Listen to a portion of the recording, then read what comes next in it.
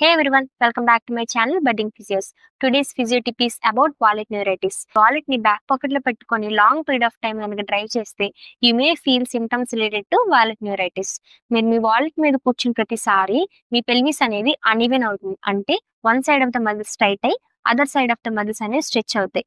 In order to compensate these two muscles your spine automatically bends. Your spine loses its normal alignment. So that there is something called sciatic nerve. It gets compressed. You may feel symptoms like pain, tingling, numbness, and one buttock, and pain radiating towards posterior compartment of thigh. Hence, a 2 seconds habit change can make a big difference in your life. So, next time when you're ready to drive or sit for a long period of time, make sure that you'll remove your wallet from back pocket and place it in some other place. Your spine will definitely thank you.